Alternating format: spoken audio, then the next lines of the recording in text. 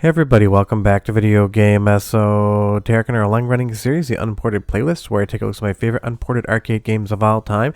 And today we have a little bit of an asterisk and technicality because this is the arcade version of Milkchan, which has seen some home ports but does have some differences.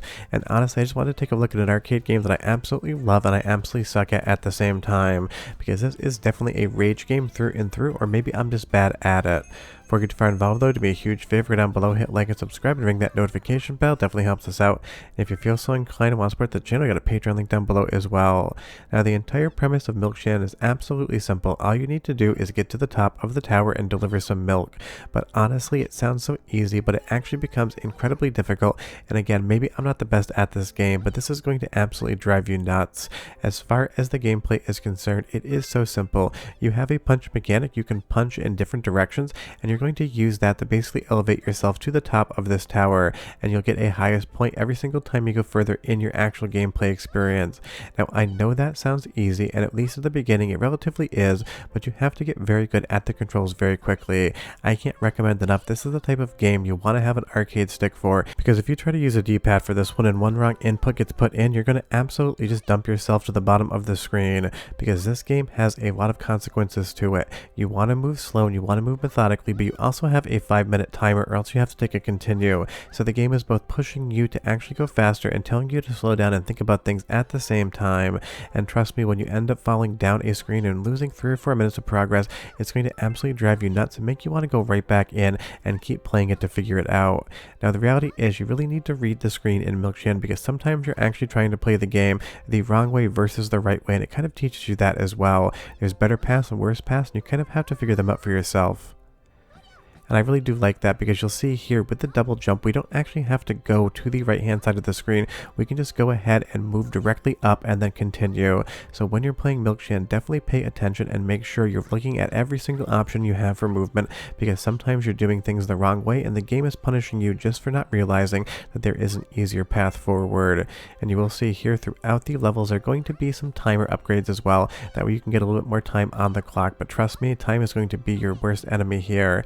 And even on this first stage, I just genuinely struggle, even though I'm having fun, trying to get the exact right input in. I'm realizing here that I'm really not doing this the correct way in just a moment, and that's the fun thing about Milkchan. It shows you everything on screen, and it makes you figure out exactly how you need to move to progress. So read every single jump and understand your moveset, and then you will realize you're kind of doing things the wrong way. But you'll see there, one wrong input, and I got knocked back basically almost to the beginning of this actual level.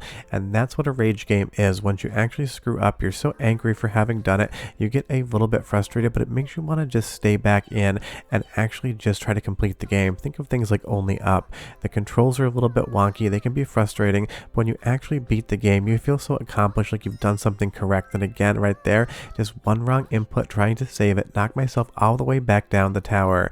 It's gonna happen hundreds upon hundreds of times, but all you're gonna do is feel the impulse to continue on and try to figure out what you did wrong and where to continue from there. And I will say, even though the graphics are quite simplistic, they do have a fun look, and this game is just filled with a ton of charm. But you'll see here, I've really been thinking about this the wrong way, because it's probably been a couple years since I played this one. You actually want to do a diagonal jump here so you can get over that ledge. I missed that one last turn. You have to be facing a ledge to actually be able to grab it or go over it, so you really need to change directions with your stick almost instantaneously when you're playing. Think of something like a bullet hell shmup where you need to have very fast reflex times. Milkchan's going to be the exact same thing, but all it is a platformer, but it's an incredibly difficult platformer. It's all about concise timing and not screwing up and dumping yourself down like I just did there again. And I would say this game's soundtrack, while very simple, is very charming and kind of actually makes you relax when you're listening to it, when the game is completely trying to frustrate you in all the best ways possible. And obviously that is my segue to the first soundtrack sample of this game. Go ahead and listen for 45 seconds and come back and watch me do a lot worse and worse. パンチヨッとヨッとパンチトリオトイいってえぞトイヨッとトイトイそれパンチパンチトリオトイトイ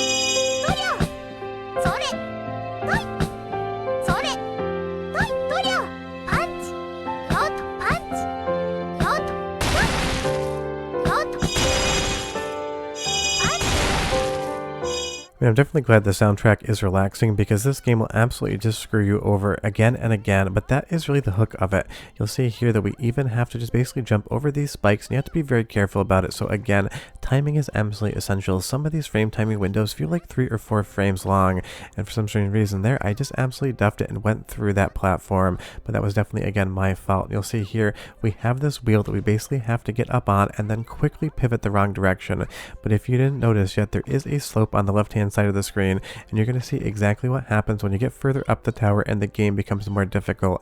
And that is where that rage game genre comes in. It's kind of funny. All of them seem to have very relaxing soundtracks, and there's so many fun rage games out there. But leave me a comment down below and you tell me, do you play rage games? And if so, which one is your favorite? I would be curious. But you'll see one wrong move and I fall all the way back down, basically to where I started from. And that drives me absolutely insane, but it also makes me want to get back up to the area I'm at.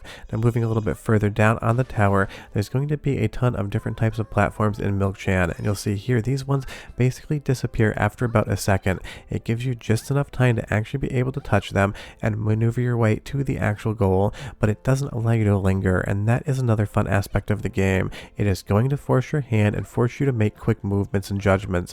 You can spring, you can double jump, but you do have to be quick, and again, one wrong input accidentally tapped a diagonal there on the stick, and I'm right back where I started from. This game requires perfection and precision when you play it. It isn't the most fully featured game. The premise is simple: get to the top of the tower with some milk, but what it does, making it so difficult, really is where this game shines, and it is something I love even if I'm not that practiced at it. And it is a game that you're just basically going to think to yourself, I'm going to play this for 10 minutes and probably move on, and then suddenly 2, 3, 4 hours have gone by, you're still on the same level in Milkchan, and you're just absolutely hooked in and addicted to everything the game is doing. You'll see here I accidentally ran out of time, but the good thing is, at least on TechnoParrot, you have free play, so you can go ahead and play to your heart's content. And if you are wondering, I'm playing this on TechnoParrot. If you need a TechnoParrot guide or TechnoParrot tutorial on arcade emulation on your PC, check the Emulation Night School playlist because I do have it. And that was definitely just my fault there. I was kind of looking away and then realized I was facing the wrong direction. But this game is just heartbreaking. You'll see there, one wrong jump again, should have done a diagonal, and I'm right back where I started from, and that just absolutely kills me. And I don't know what it is about rage games. I played the ever-loving hell out of Only Up just kind of for my own fun, and it took me probably like 40 or 50 hours to actually beat the thing. I absolutely hated every single second of it, even though I absolutely loved every single second of it. And it seems like the best rage games are so good at doing that, making you hate them and love them at the same time, abusing the ever-loving hell out of you and making you come back for more and say thank you for the effort. But I'm going to do another soundtrack sample, and it is the exact same track you heard before, but I figure you're probably growing frustrated seeing me screw this up over and over again and thinking you could do better. So go ahead and listen for 35 seconds. Come down from me absolutely sucking at Milkchan when I played it, and I'll be right back to kind of close out the video. But enjoy.